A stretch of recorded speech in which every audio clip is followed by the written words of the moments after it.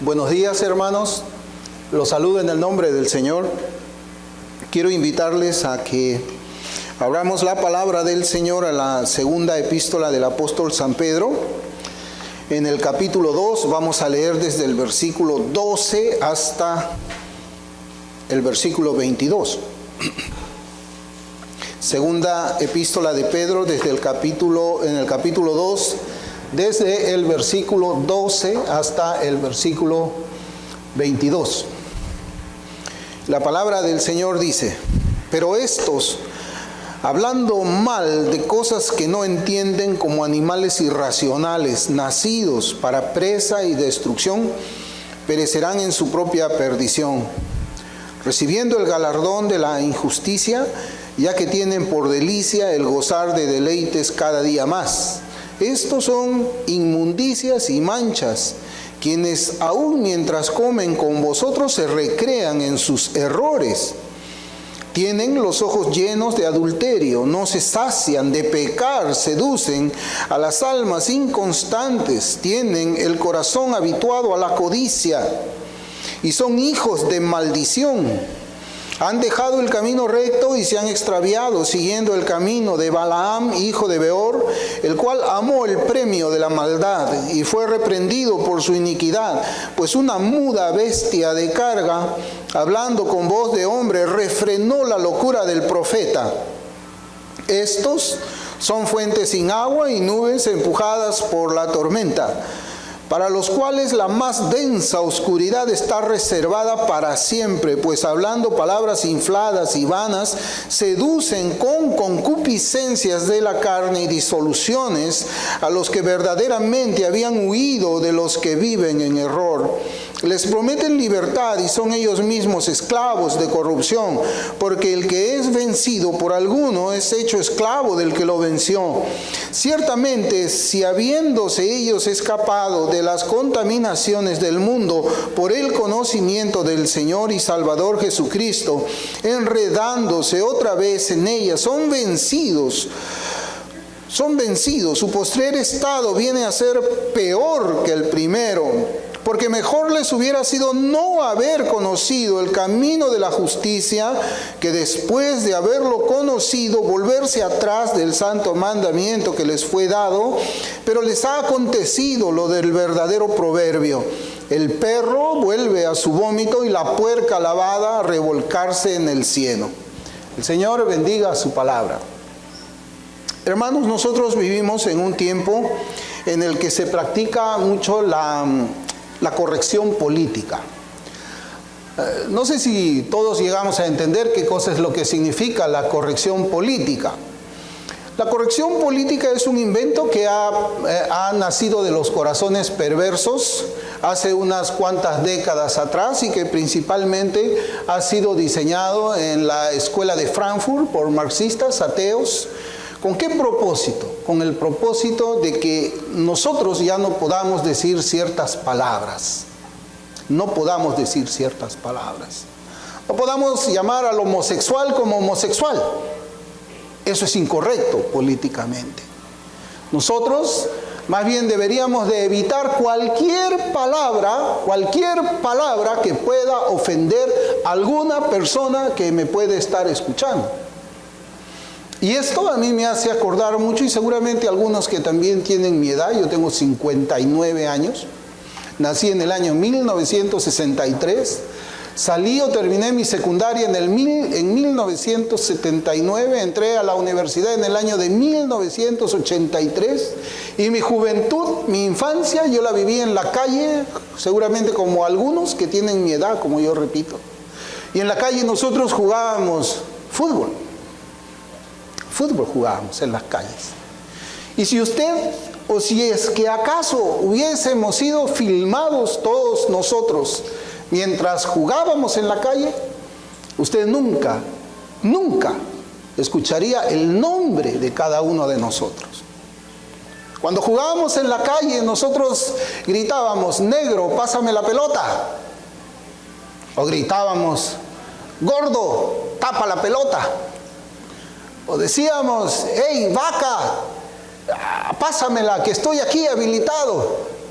al otro le decían pájaro, salta y cabecea. Nunca se escuchaba el nombre. Yo no les voy a decir como me decían a mí, pero créanme que no me decían Guillermo, y nunca me ofendí. Después que terminamos el partido, apostábamos nosotros una Coca-Cola, una bebida gaseosa, nos sentábamos todos juntos, ganadores y perdedores, y nos reíamos tranquilos. Y en esos tiempos, en esos días, en que así nos tratábamos en la calle, que seguramente puede ser en este tiempo algo horrible, porque hasta le han tenido que cambiar el nombre a la mazamorra negrita, porque la palabra negrita es ofensivo hoy día. Me acuerdo mucho en la universidad, en el año 1983, tenía yo por compañero de aula a un amigo, Rafael. Nunca le llamábamos Rafael. Le llamábamos, negro, vámonos por acá, negro, vámonos por allá. Pero hoy día, esa palabra está prohibida por la sociedad. Pero en el tiempo en que nosotros jugábamos pelota, en ese tiempo se vivía moralmente mejor de lo que hoy día se está viviendo. Yo veo con mucha tristeza que a veces dentro de la iglesia, de alguna manera estamos cayendo también en lo que es la corrección política. Al apóstata ya no le podemos decir apóstata, porque suena mal. Suena mal decirle apóstata al apóstata. Pero yo había notado en este pasaje un poco extenso, que vamos a ver solamente el primer versículo, pero yo quería que lo leyésemos todo para poder entrar en el contexto de cómo es que el apóstol Pedro, no es el apóstol Pedro, el Espíritu Santo de Dios, Dios mismo trata a los falsos maestros. ¿Y saben cómo los llama el Espíritu Santo a los falsos maestros? Animales irracionales. Léalo usted en el primer versículo, 12. Animales irracionales. Por supuesto que si yo escribo esto en mi red social, seguramente que recibiré el apedreamiento de muchas palabras, de muchos profesantes, que creen que yo debo ser políticamente correcto. Y quizás ya no decirles a ellos animales irracionales, sino decirles hermanos que se han desviado un poco de la fe.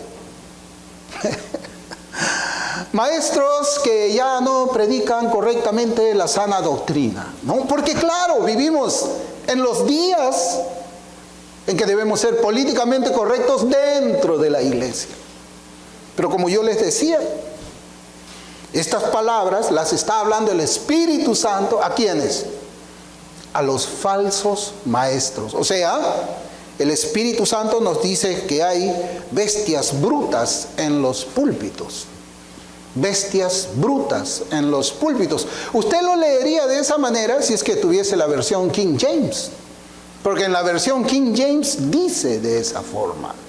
En Reina Valera 60 los llama animales irracionales, y acá dice la característica de esos maestros que suben a los púlpitos y que Dios les dice de esa manera. Y esta lectura, pues como yo les digo, corresponde a la sección que Reina Valera 60 ha titulado como falsos profetas y falsos maestros. Y esta porción leída sin ninguna interpretación, acá yo no he interpretado nada, solamente he leído el texto, ya debe ser motivo de incomodidad y molestia para muchos profesantes, que presentan en su carácter estas iniquidades que se mencionan: adulterio, codicia, concupiscencia de la carne, disoluciones, esclavos de corrupción. Así les llama el Espíritu Santo. Así identifica a estos animales irracionales el Espíritu Santo en esta porción, a los que practican esas cosas. Quizás todavía estén un poquito chocados de que yo hable así, bestias brutas, animales irracionales. Pero eso es lo que el apóstol Pedro le dice a la iglesia evangélica en sus días. Y por supuesto también para nuestros días. Bestias brutas. Leer lo que escribió el Espíritu Santo debe conducirnos a la reflexión sobre nuestros caminos como creyentes Y como iglesia compuesta por personas que han hecho una profesión de fe en Cristo como Señor y Salvador. Cuando miramos a la iglesia visible, debemos hacerlo pensando con lo que las Escrituras hablan de la verdadera iglesia del Señor, quien dijo que las puertas del Hades no prevalecerán contra ella. Esa es la forma en que nosotros debemos ver a la iglesia visible. Cuando vemos nosotros a una iglesia, y ciertamente que lo vemos como nos compartía nuestro hermano, él decía que viniendo acá escuchó cómo estaban adorando en algunas iglesias. Nosotros también conocemos, porque quizás cuando hemos buscado una iglesia hemos tenido que estar ahí, hemos visto cómo adoran, qué cosa es lo que ellos predican, y definitivamente no podemos decir, hermanos, de que la iglesia del Señor está en el declive. Por eso yo tengo mucho cuidado. Yo siempre digo, la iglesia visible es la que está en declive. ¿Por qué? Porque el Señor dijo, las puertas del Hades no prevalecerán contra ella. Entonces hay una iglesia que es verdadera, donde las puertas del Hades no prevalecen contra ella.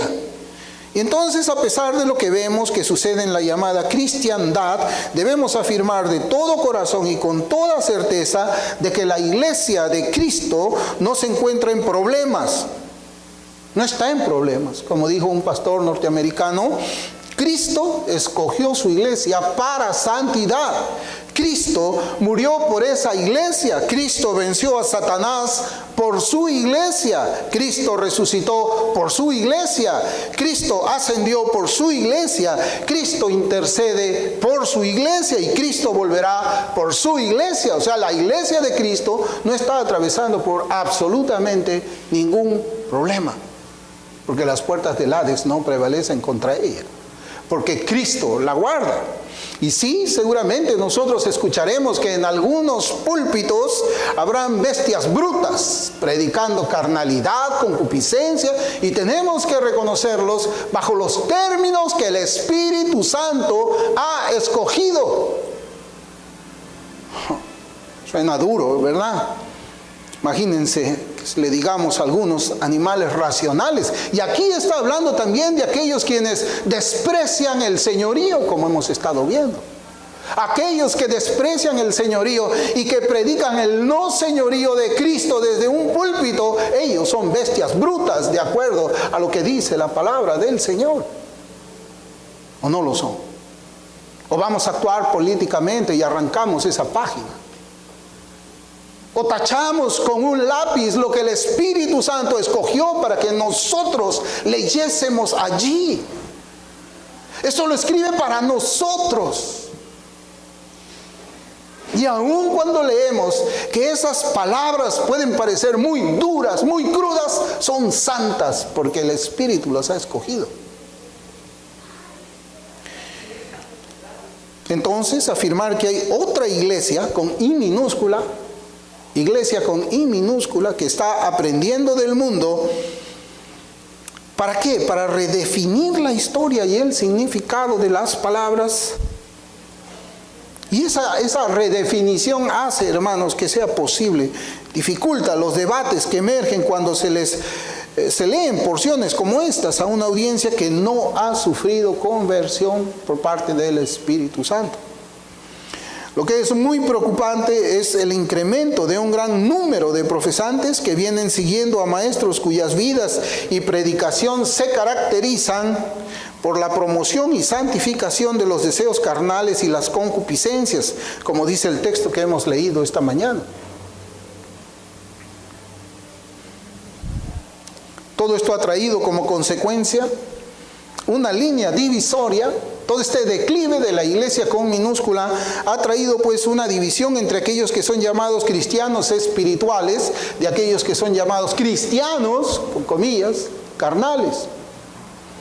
Y hay otra división en la cual tenemos a los cristianos conservadores de aquellos que son cristianos progresistas. Y sí, cristianos progresistas, porque la semana pasada yo publiqué un artículo que había publicado, yo publiqué en mi red social un artículo que había publicado el The Gospel Coalition, llamando a que los cristianos nos acostumbremos y afirmemos, porque esa es la palabra que ellos han usado, afirmemos lo que la ley del hombre está aprobando como matrimonio, y hablando específicamente de matrimonio entre personas del mismo sexo.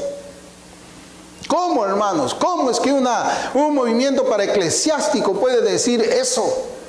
¿Cómo un pastor puede escribir eso a la grey del Señor? A que nosotros afirmemos lo que la ley del hombre está aprobando como matrimonio y que deberíamos ser vecinos o buenos prójimos, quedándonos callados frente a eso.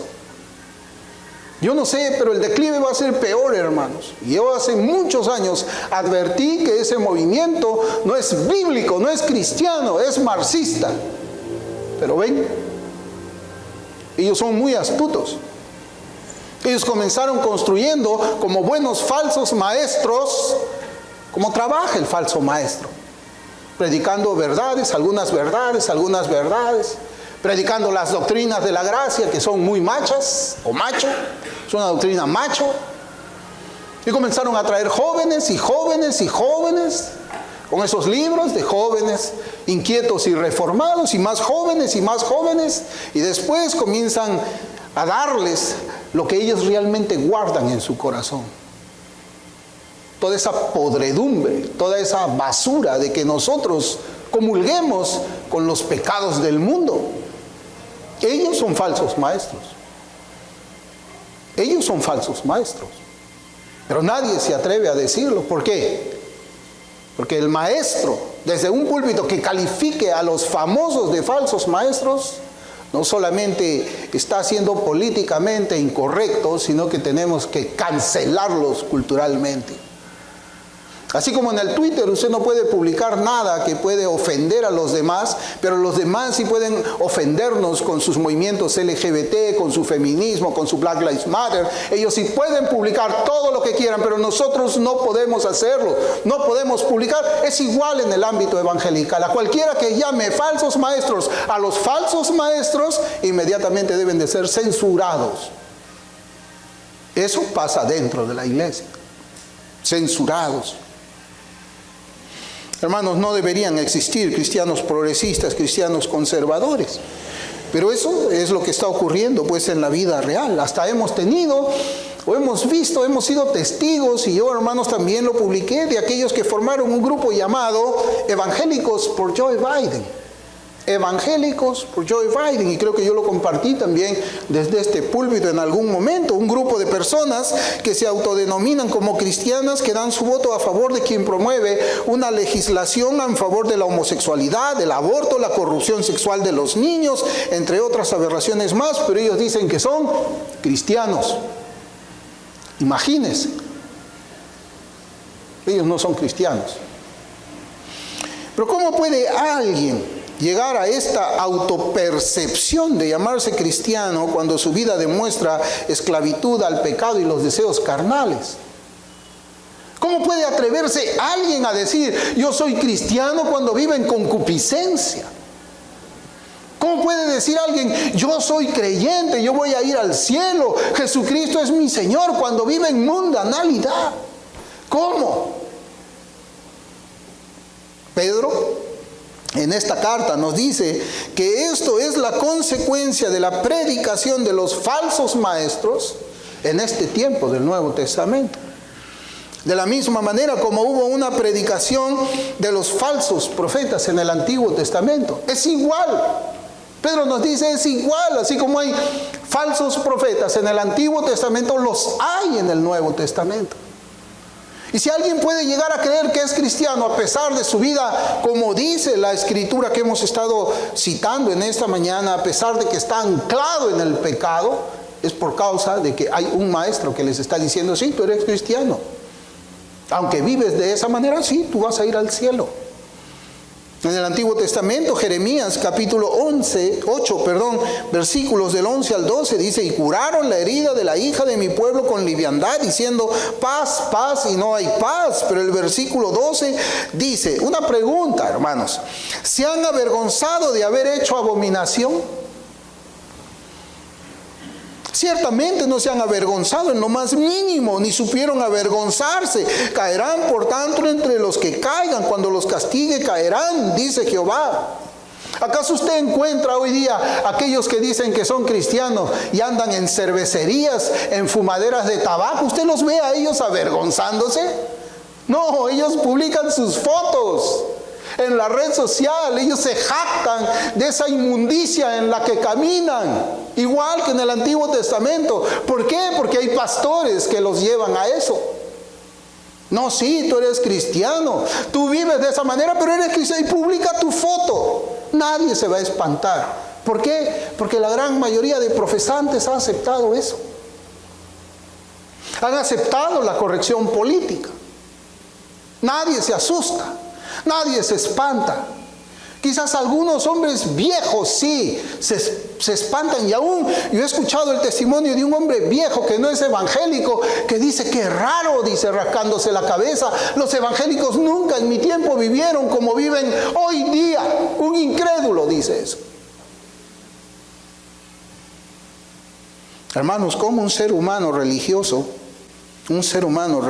puede llegar a tal grado de ceguera para no distinguir el bien del mal? ¿Cómo?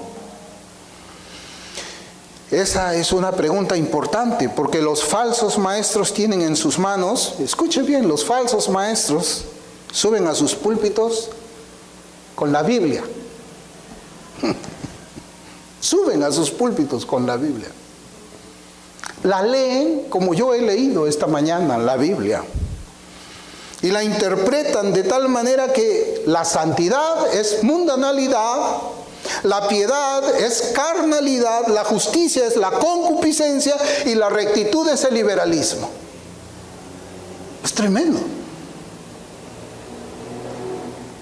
La respuesta a la pregunta anterior: ¿cómo se puede llegar a tal estado con la Biblia en la mano? ¿Cómo es que alguien que lee la Biblia puede vivir de esa manera? ¿Cómo?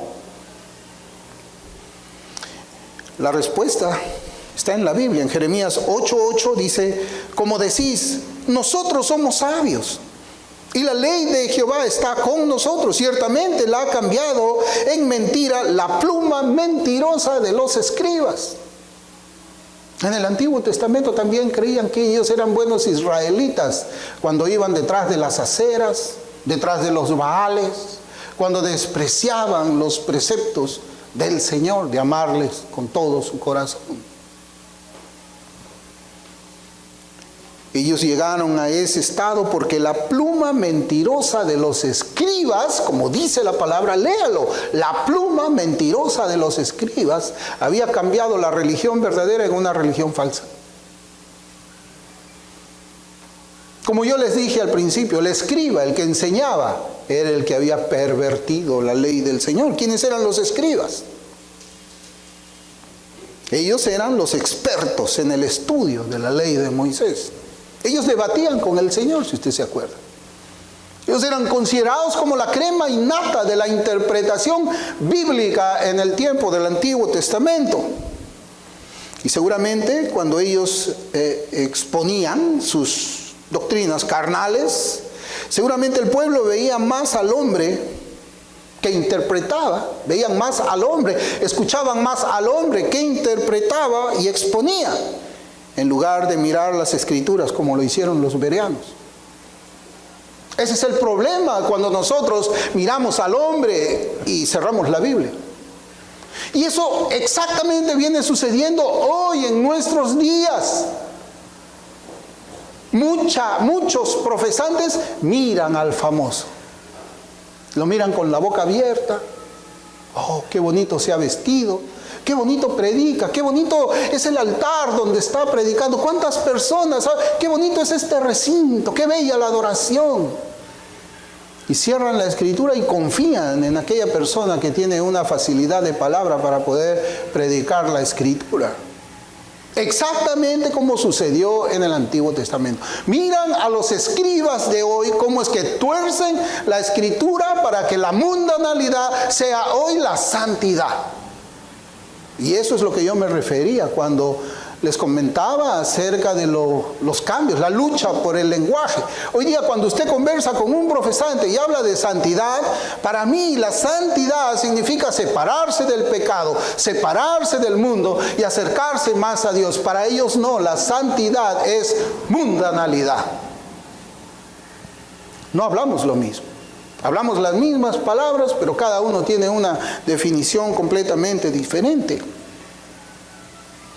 Hermanos, a quienes enseñan de esta manera, Pedro los llama animales irracionales. Los que enseñan de esta manera, que han convertido la santidad en mundanalidad, la piedad en carnalidad, la justicia en la concupiscencia y la rectitud en el liberalismo teológico, Pedro los llama animales irracionales, y la Biblia del Oso y la Biblia King James le llaman bestias brutas.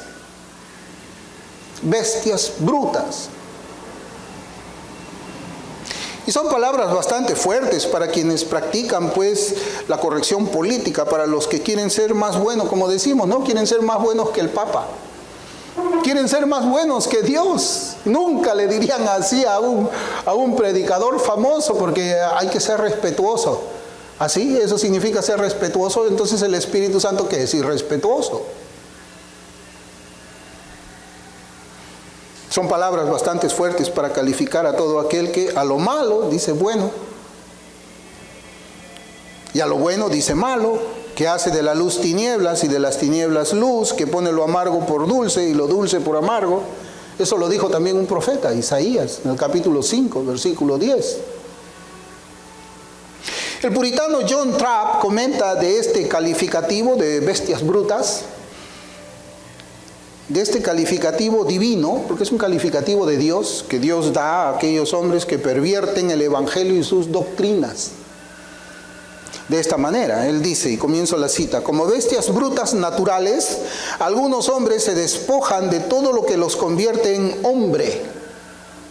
Algunos hombres se despojan de todo lo que lo convierte en hombre y caen bajo el estribo de la razón y son bestializados, sí, satanizados. Tal era aquel hombre mencionado por Lutero, que estaba tan poseído por un espíritu inmundo, un ímpetu vehemente en espíritu de prostitución, como lo llama el profeta, que no se avergonzaba de vomitar de su boca más sucia estas palabras más sucias: si pudiera estar seguro de que esta vida me durará siempre, no desearía otro cielo que ser llevado de un burdel a otro y de una ramera a otra.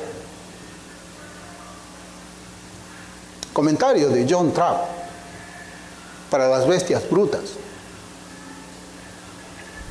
Dejan de ser hombre, llegan a un nivel en que dejan de ser un ser humano para convertirse en una bestia. Matthew Henry lo comenta de esta forma: los seductores impuros y sus seguidores incondicionales, los seductores impuros y sus seguidores incondicionales se entregan a sus propósitos carnales, rehúsan llevar cautivo cada pensamiento a la obediencia de Cristo, actúan contra los preceptos justos de Dios, andan en pos de la carne, van por rumbos pecaminosos y alcanzan los mayores grados de impureza y maldad. Además, desprecian a los que Dios ha puesto en autoridad sobre ellos y a quienes requieren que honren. Fin de la cita.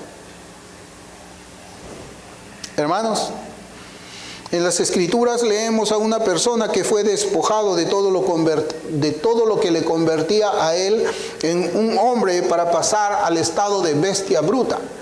¿Quién fue ese hombre? Nabucodonosor. En Daniel capítulo 4 voy a leer versículos 31 al 33.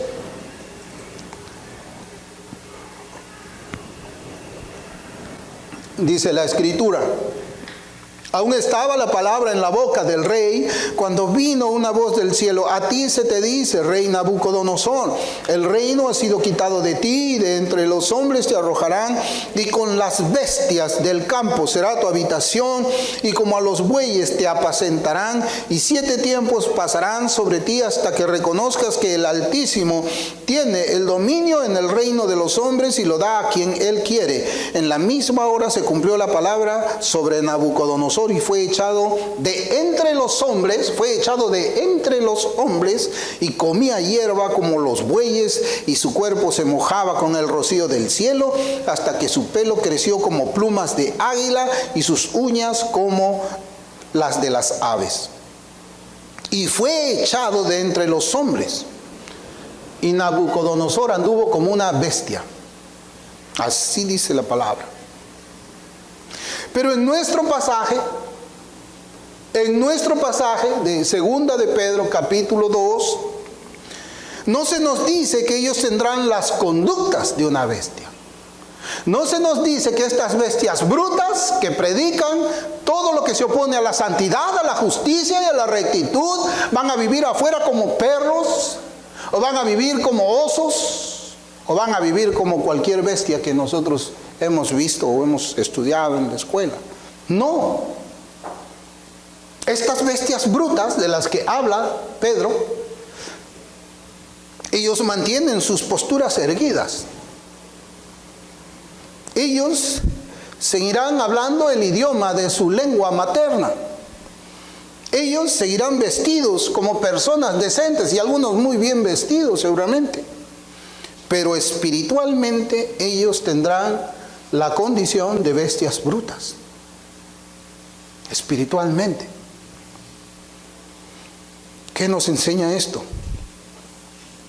Nos enseña que el poder del pecado corrompe todo el ser del hombre, mientras que el nuevo nacimiento restaura todo el ser del hombre.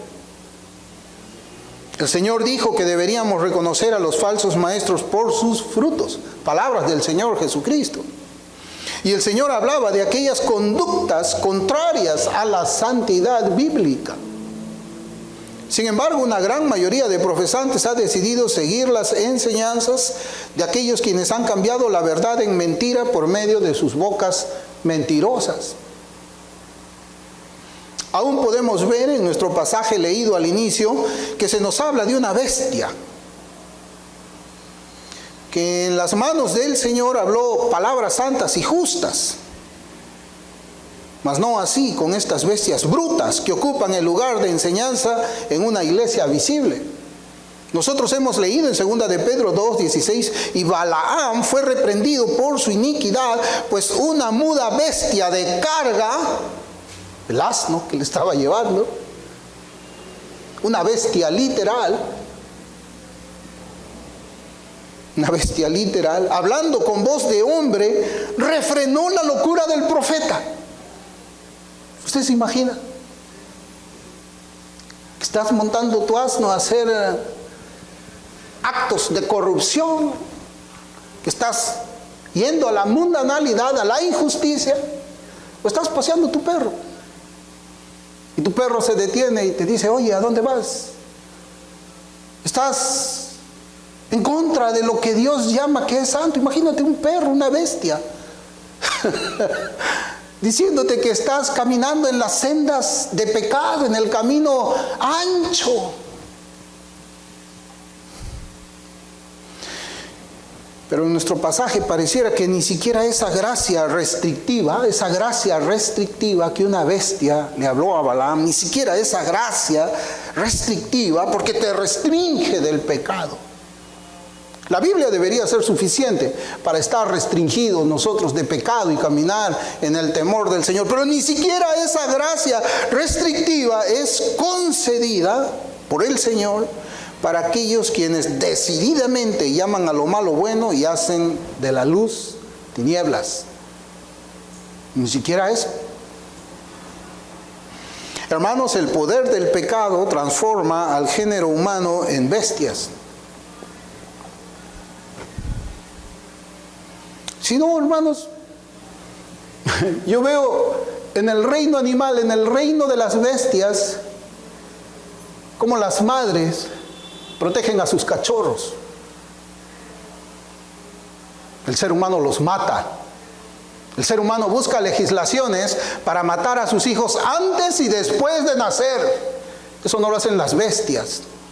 Las bestias protegen a sus hijos aun cuando están en el vientre de ellas. Por eso les digo, el pecado convierte a los seres humanos en bestias. Y hay algunos que suben a un púlpito para hablar cosas que no convienen acerca de lo que es la santidad, la justicia, el caminar cristiano. El caminar cristiano. Pero la pregunta es, ¿por qué los compara con las bestias brutas? ¿Por qué es que el Espíritu Santo utiliza esas palabras que son chocantes? ¿Por qué? Porque las bestias brutas no se avergüenzan de sus actos. Grábeselo. Las bestias brutas no se avergüenzan de sus actos. Y ya leí yo en Jeremías que precisamente el Señor al pueblo de Israel le decía eso. No han tenido vergüenza, no han sabido avergonzarse. ¿Por qué? Porque estaban actuando como bestias. Y las bestias no sienten vergüenza.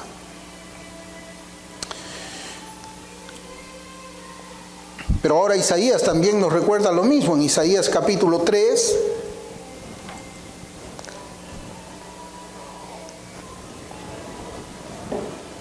Mire cómo dice Isaías capítulo 3, versículo 9. Isaías capítulo 3, versículo 9.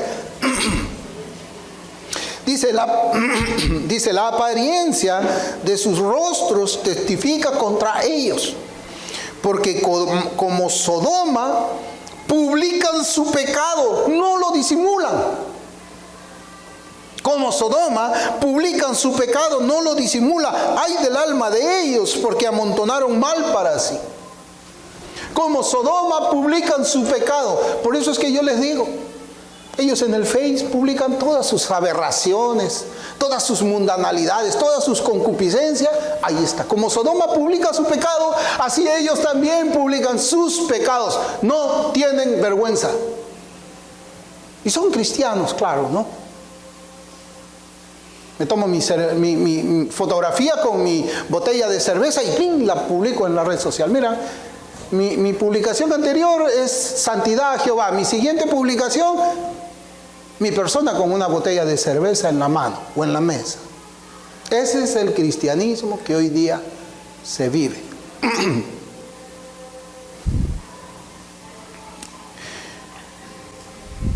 Como Sodoma publican su pecado, no lo disimulan. Esa es la característica de alguien que ha caído en la condición de una bestia. Los sodomitas no tenían ninguna vergüenza de pedirle a Lot. Miren, ellos no tenían ninguna vergüenza, ni el sodomita más grande, ni el sodomita más joven, no tenían ninguna vergüenza de pedirle a Lot que les entregasen a aquellos ángeles para tener relaciones sexuales con ellos. No tenían vergüenza. Lot, abre la puerta, abre Lot, entrégame a esos hombres para tener intimidad con ellos. No hay vergüenza allí. Y así son estos falsos maestros que han perdido toda vergüenza, al igual que las bestias. Yo les había comentado a ustedes, hermanos, que yo jugaba en las calles así por el año 1976, desde el año 1975, por ahí yo jugaba en las calles, a ver si usted veía un homosexual caminando por la calle. No caminaban por la calle. Ellos salían de noche, de medianoche en adelante, y se iban a sus lugares. Hoy día no. Hoy día los sodomitas publican. Hoy día tenemos en las escuelas de los Estados Unidos, y seguramente que acá también, en esas escuelas no se puede orar al Dios vivo. Hay que borrar el Padre Nuestro, pero hay que traer a esos homosexuales, a quienes les llaman drag queen, para que les enseñen a los niños en la hora del recreo.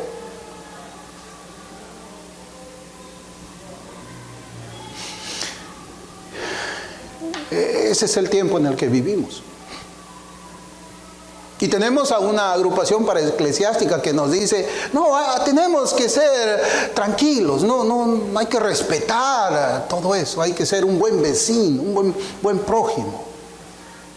Y hay que afirmar lo que la ley afirma acerca de un matrimonio entre personas del mismo sexo.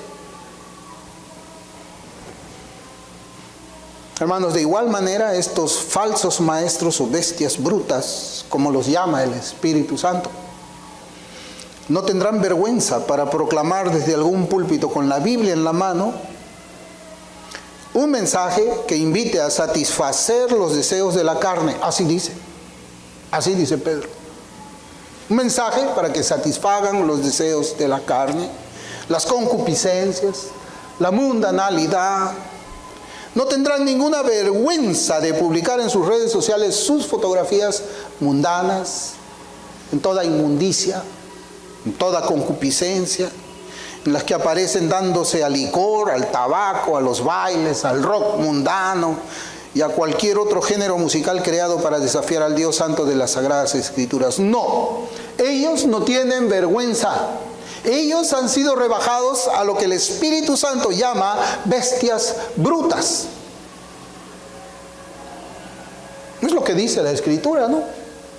Yo lo único que estoy haciendo es explicarlo un poco más, aplicando esta palabra que hemos leído al contexto en el que nosotros estamos viviendo hoy, no en el mundo. A nosotros no nos debe extrañar que el mundo haga eso. Estamos aplicándolo a lo que sucede en la iglesia evangélica hoy. La iglesia visible, la iglesia con I minúscula, no la iglesia del Señor. Segunda de Pedro 2:12 dice, pero estos, hablando mal de cosas que no entienden. Dice, hablando mal de cosas que no entienden, como animales irracionales, nacidos para presa y destrucción, perecerán en su propia perdición. Albert Barnes dice que ellos hablan de objetos, mire cómo dice, de objetos cuyo valor y estimación no pueden apreciar. Ellos hablan de objetos cuyo valor y estimación no pueden apreciar, y esto no es raro entre la gente, especialmente en lo que respecta a las obras y los caminos de Dios. Ellos desprecian el señorío, ya nos lo dijo Pedro. Ellos desprecian la santidad. Ellos desprecian la verdad. Ellos desprecian cualquier cosa que pueda la Escritura llamar como virtuoso, y tienen que cambiarlo. Lo virtuoso es lo mundano.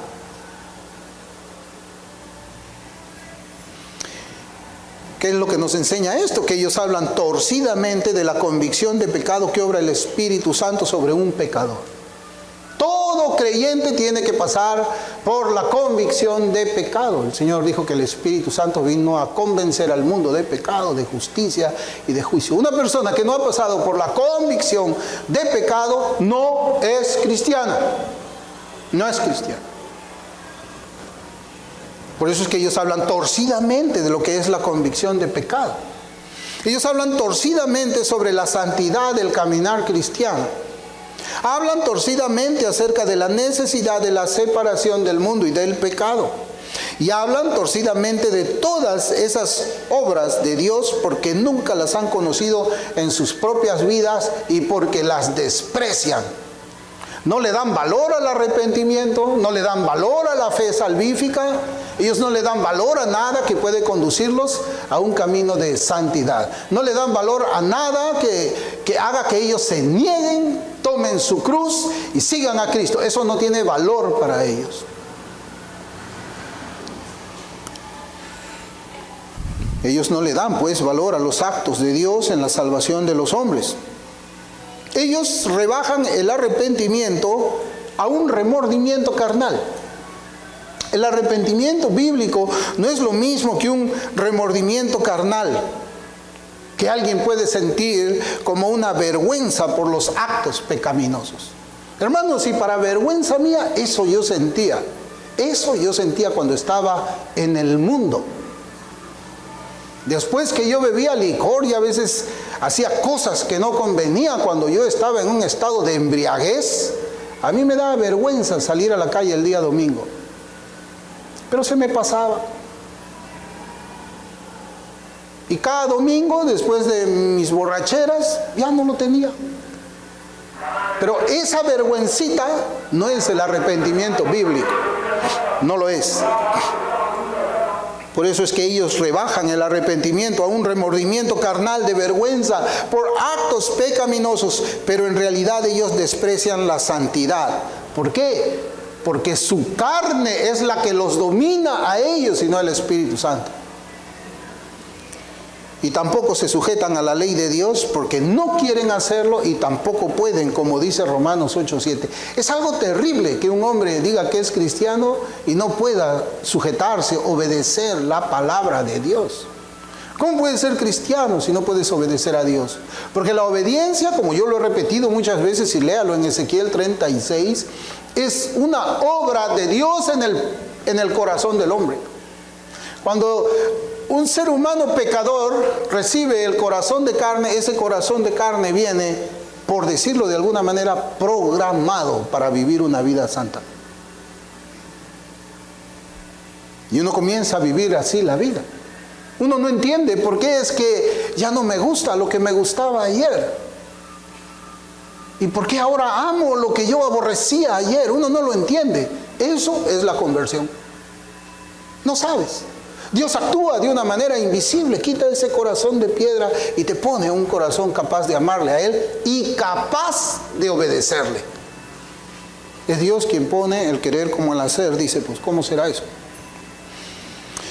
Y por esa razón, aquellos a quienes Pedro les llama como bestias brutas, ellos nunca, y escuche bien, nunca hablarán bien de una persona verdaderamente convertida. Nunca. Nunca. Porque ellos son una clase de cristianos que andan en la carne. Al que anda conforme a los caminos rectos del Señor, ¿cómo les llaman ellos? ¿Cómo les dicen? Fariseo. Así como el que se opone, ¿no?, a la homosexualidad, ¿qué le dicen? ¿Cómo le dicen? Homofóbico. ¿No? El que se opone a la mundanalidad dentro de la iglesia, fariseo, legalista. Lo mismo que sucede en el mundo pasa en la iglesia, no se dan cuenta. La falsa iglesia, la iglesia con I minúscula, se toma prestado toda esa ideología del mundo y lo aplica religiosamente acá. De tal manera que aquel que se esfuerza en obediencia santa en los caminos del Señor es un legalista, es un fanático, es un fariseo. El cristianismo lo que significa es, sí, camina con tu Biblia, pero goza, disfruta tu cerveza, anda en concupiscencia, vive en fornicación, igual vas al cielo. Y como dice acá la Escritura, sí, pues prometen, ¿no? Prometen libertad, pero ellos mismos son esclavos. Por eso, hermanos, yo escribí también, es ofensivo todo cristiano que ande en el Espíritu, porque ellos son una clase de cristianos que andan en la carne.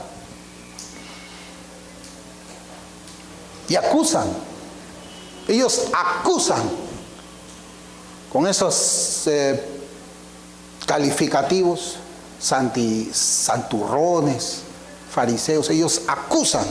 Por eso es que Zacarías, capítulo 3, voy a leer en Zacarías, capítulo 3, versículos 1 y 2. Y dice la Escritura: me mostró al sumo sacerdote Josué, el cual estaba delante del ángel de Jehová, y Satanás estaba a su mano derecha, ¿para qué? Para acusarle. Y dijo Jehová a Satanás: Jehová te reprenda, oh Satanás, porque Jehová que ha escogido a Jerusalén te reprenda. ¿No es este un tizón arrebatado del incendio? Así que cuando hay un cristiano que camina bien y hay otro cristiano con C minúscula y no sé qué más decirles, que le dice, lo insulta al que camina en justicia, al que se esfuerza en la obediencia agradecida al Señor, le dice fariseo, legalista, fanático religioso, hasta, no sé, hasta apóstata creo que lo llaman. Parece que la religión verdadera para ellos es otra. ¿Ellos qué hacen? Ellos están cumpliendo el rol, el papel que tiene Satanás, como en este pasaje que dice, y Satanás estaba a su mano derecha para acusarle. Hermanos, esta clase de falsos maestros siguen las pisadas del acusador de los santos del Señor. No solamente estos falsos maestros, sino también sus seguidores. Siempre están cerca para cumplir con su propósito impío, su propósito malvado, de acusar a aquellos que procuran esforzarse en agradar a Dios. Segunda de Pedro 2:12 dice, pero estos, hablando mal de cosas que no entienden como animales irracionales, dice, nacidos para presa y destrucción, perecerán en su propia perdición. Hermanos, profesar a Cristo de labios no les librará a ellos de la justicia del Señor.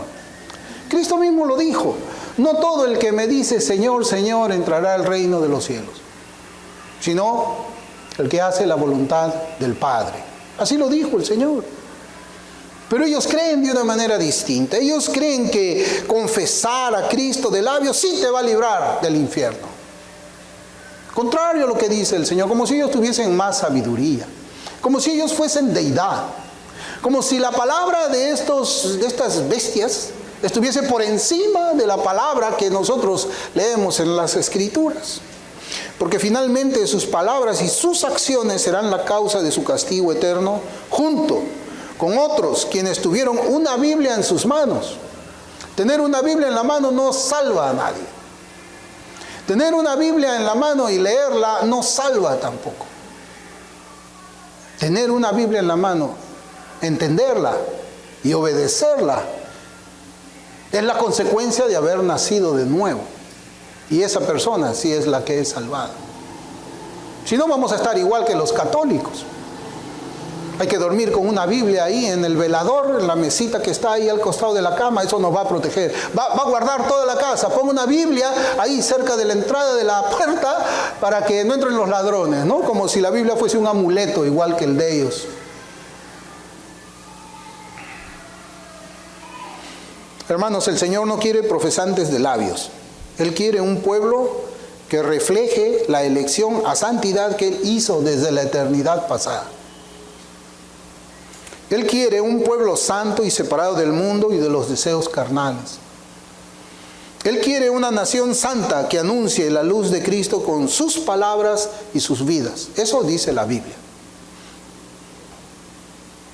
Me parece que el pastor Charles Spurgeon dijo en cierta oportunidad, si quieres mantener tu iglesia limpia de lobos y de falsos creyentes, solamente predica alimento para ovejas. Alimento para ovejas. Yo creo que así como en el reino animal una cabra no se alimenta de lo mismo que se alimenta una oveja, en el reino espiritual también es así. Esa predicación es muy pesada. En cierta oportunidad un hermano me comentó que otro profesante le había dicho, oye, ¿has visto cómo está predicando Guillermo? Dime qué te parece. Y según lo que me comentó, él dijo, está bien lo que está predicando. No, pero ¿cómo? No puede. ¿Y qué cosa les voy a predicar, hermanos? ¿Qué voy a traer aquí? ¿Alimento para cabra? ¿O traigo alimento para oveja? Claro, si yo quisiera que esta iglesia no seamos 50, sino seamos 200, ¿cómo hago para tener 200 asientos llenos en un lugar así? Predicar alimento para cabra. Se van a llenar, pero el problema es que vamos a tener ovejas y cabras aquí. Y si yo comienzo a predicar con alimento de cabra para que vengan cabras, nunca voy a poder predicar yo alimento para ovejas. Porque en el momento en que yo predique alimento para ovejas, ¿qué va a pasar con las cabras? Se van a ir. Y como yo las quiero tener acá, ¿qué hago? ¿Qué escojo? Escojo el alimento para cabras. ¿Y qué conseguimos? Cabras gordas y ovejas flacas. Eso es lo que está pasando, hermanos, en el mundo evangelical hoy día. Que el Señor nos ayude en nuestro caminar, que el Señor nos dé inteligencia espiritual y obediencia santa para anunciar sus misericordias al mundo incrédulo. A quienes están fuera de los linderos de una iglesia visible, así también como para quienes están visitando una iglesia visible. El Señor nos ayude, hermanos. Y oren por mí también, para que pues, mi corazón nunca se vea tentado a traer un mensaje que no sea alimento para ovejas. Oren por mí. Vamos a orar.